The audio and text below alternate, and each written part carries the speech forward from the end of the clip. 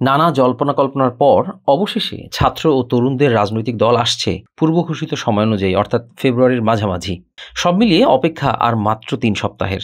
জানা গেছে শেষ মুহূর্তের প্রস্তুতিতে ব্যস্ত সময় কাটাচ্ছেন তারা।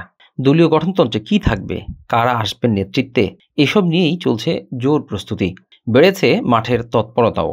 জানা গেছে দল ঘোষণার একদম শেষ মুহূর্তে চূড়ান্ত করা হবে দলীয় গঠনতন্ত্র। নতুন এ দলের শীর্ষ নেতৃত্বে কে বা কারা থাকবেন সেটিও চূড়ান্ত হবে শেষ পর্যায়ে।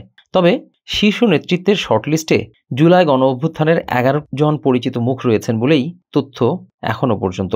ওই সূত্রে আরও জানা গেছে ছাত্র জনতার অভ্যুত্থানের এক দফা দাবি, অর্থাৎ ফ্যাসিবাদী ব্যবস্থার বিলোপ এবং নতুন রাজনৈতিক বন্দোবস্ত বাস্তবায়নের লক্ষ্য নিয়ে তারুণ্য নির্ভর রাজনৈতিক দল গঠনে কাজ করছেন অভ্যুত্থানে নেতৃত্ব দেওয়া তরুণেরা। জাতীয় নাগরিক কমিটি সূত্র জানিয়েছে ফেব্রুয়ারির 10 থেকে 20 তারিখের মধ্যে যে কোনো দিন ঘোষণা করা হবে নতুন এ দলটির নাম এবং ওই দলের আহ্বায়ক কমিটি। কমিটির শর্টলিস্টে রয়েছেন অন্তর্বর্তী সরকারে থাকা 3 ছাত্র উপদেষ্টা নাহিদ ইসলাম, আসিফ মাহমুদ সজীব ভুঁইয়া ও মাহফুজ আলম। আরও রয়েছেন জাতীয় নাগরিক কমিটির আহ্বায়ক নাসিরউদ্দিন পাটোয়ারি, সদস্য সচিব আখতার হোসেন, মুখপাত্র সামান্তা শারমিন, মুখ্য সংগঠক সার্জিস আলম এবং বৈষম্য বিরোধী ছাত্র আন্দোলনের কেন্দ্রীয় আহ্বায়ক হাসনাত আবদুল্লাহ, সদস্য সচিব আরিফ সোহেল ও মুখপাত্র উমামা ফাতিমা। জাতীয় নাগরিক কমিটি এবং বৈষম্য বিরোধী ছাত্র আন্দোলনের শীর্ষ নেতৃবৃন্দ জানান এই মুহূর্তে সবচেয়ে বেশি আলোচনা চলছে অন্তর্বর্তী সরকারে থাকা 3 ছাত্র উপদেষ্টাকে নিয়ে। তাদের নিয়ে এখনও কোনো চূড়ান্ত সিদ্ধান্ত হয়নি, তবে দল ঘোষণার আগ পর্যন্ত তাদের নিয়ে আলাপ আলোচনা চলবে। নতুন দল এবং অন্তর্বর্তী সরকার উভয় পক্ষের সুবিধা বিবেচনা করে যে কোনো একজন কিংবা দুজন সরকার থেকে পদত্যাগ করে রাজনৈতিক দলে এসে যোগ দেবেন।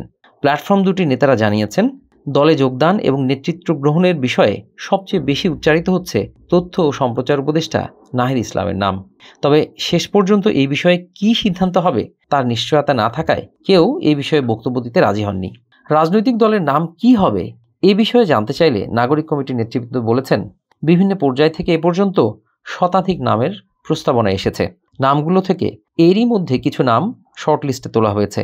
আত্মপ্রকাশের দিন চূড়ান্ত নামটি ঘোষণা করা হবে। গঠনতন্ত্রের বিষয়ে জাতীয় নাগরিক কমিটির কেন্দ্রীয় নির্বাহী সদস্য এবং সহ মুখপাত্র মুশফিকুস সালেহীন বলেছেন তৃণমূল থেকেও যোগ্যতার বলে একজন ব্যক্তি যাতে শীর্ষ নেতৃত্বে উঠে আসতে পারেন এমন একটি সাংগঠনিক কাঠামো নির্মাণ করতে চাই আমরা। দলের অভ্যন্তরে গণতান্ত্রিক চর্চা নিশ্চিতে জোর দেওয়া হবে।